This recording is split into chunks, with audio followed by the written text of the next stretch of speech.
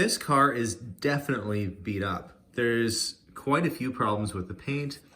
The suspension doesn't seem too bad, but you know, the features, the famous working features are sticky and stiff, not working properly. Those are supposed to go in nice and easy. And then when you push the button, the little rams come out.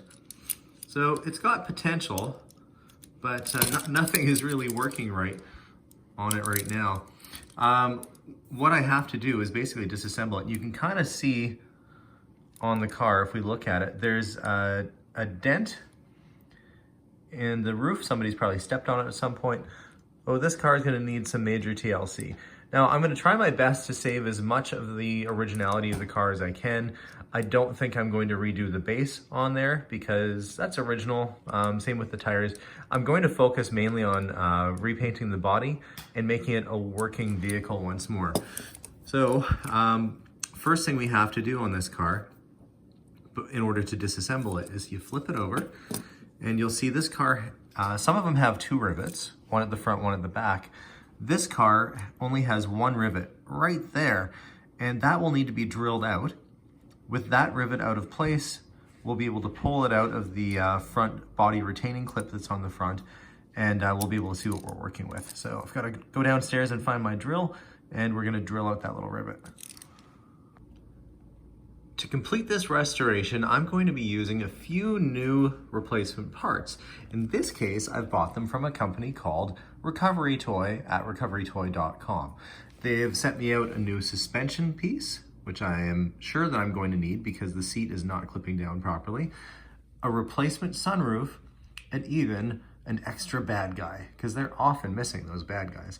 So we are going to start tearing into this restoration, and I've got my Dremel tool set up here and just a drill bit, a steel drill bit attached to it that we're going to drill out that rivet and pop this baby apart.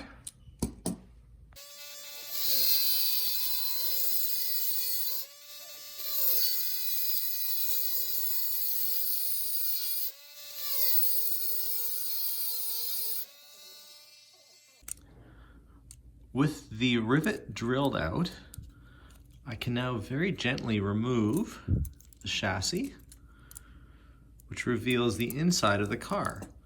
So this is a little piece here that's meant to have the ejectors work. Oh, I can see I'm going to need new tires.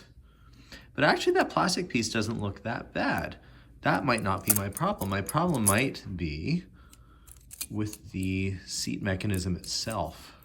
Let's have a look. And there's all these little bits and pieces that you have to, oh look, dead spider. The replica castings are generally pretty good, made out of white metal, which is very soft material. The problem is sometimes they don't fit exactly perfect. So in this case, I'm doing a dry run right now. If I set it inside the groove where it's meant to go and I flip it over, you can see it's a little bit off center. I'm going to try and remedy that by taking a little bit of material out of one of the pivot points so that it'll open and close a little bit more freely.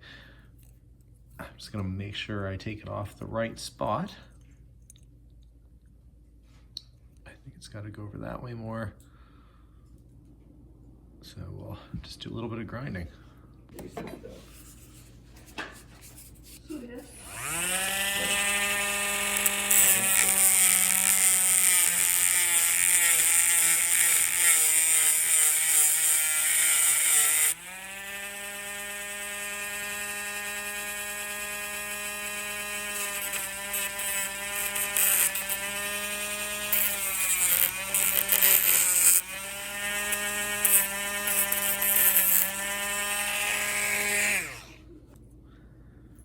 Okay, that is looking more centered and it's pivoting much nicer.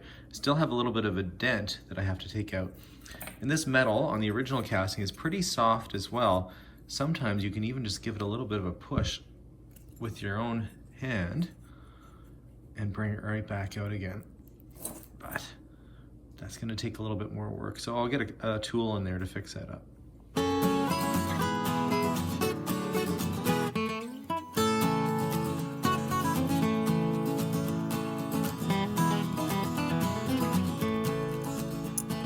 although the chassis, plastic lower chassis piece here was in decent condition on mine, and I'd already bought this part, which I now don't need because mine's okay. I actually had a second one of these cars that did have a broken one, and I've drilled off the little rivets there, and you can see the differences. The little tangs that hold down the wheels, oftentimes those get broken when kids put too much pressure playing with it. So the back ones are gone completely. So that is now trash, and this will take its place.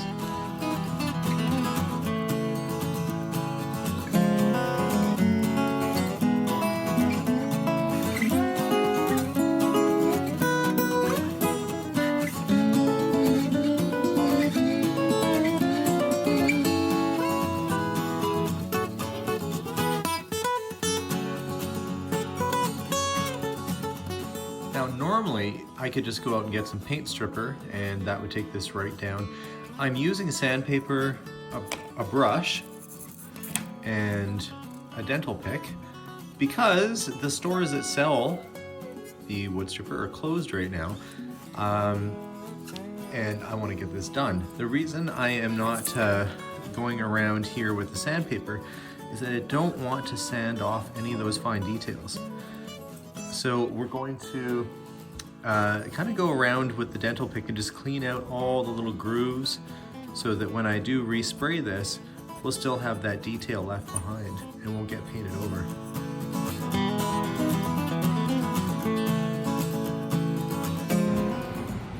The original paint was very much a golden metallic.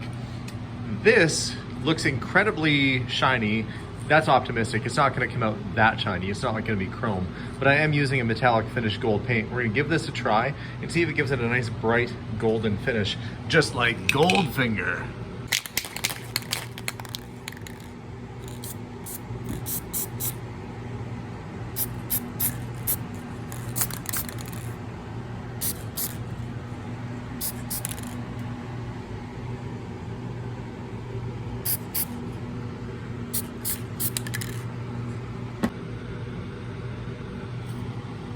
Pretty shiny. I have it propped up on the lid there so I could get down low and get all the bits, but I did 2 thin coats. We're gonna let that dry and set up. I'll bring it upstairs and see what it looks like.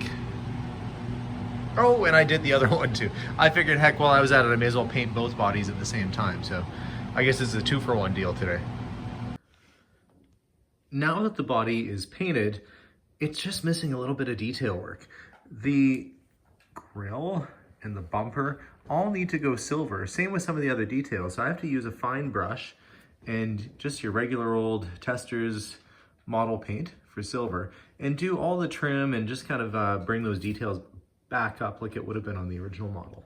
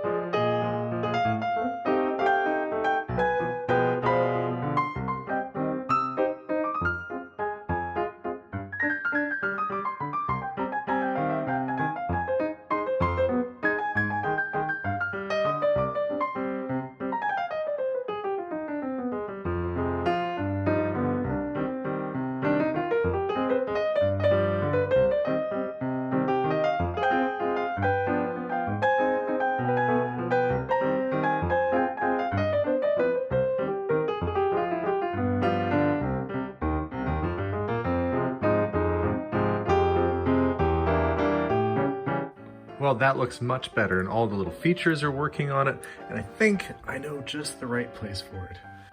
For the record, this is the one that I've repainted. This one is totally original. You can see the color is a little bit darker and a little bit more metallic, but that's a pretty good match on that paint, considering the paint showed that it was going to be like chrome on the outside. It wasn't. But yeah, it looks good. I'm going to put my mint original one back in its little package there, but I just love these cars. What I'll show you is what's super cool. You got a little ejector seat guy, you push the button on his side and he flies out. These were some of my favorite when I was a kid.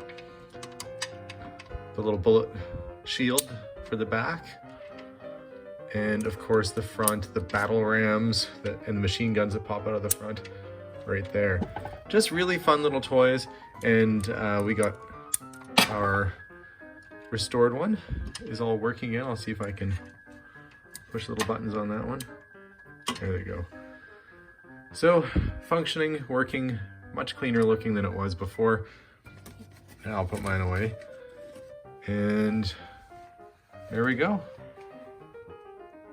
Well, thanks for watching today's episode. It's always a good feeling to accomplish something, and given that I had time on my hands, I took what was a junkyard looking Aston Martin DB5 James Bond Goldfinger car and made it look pretty good.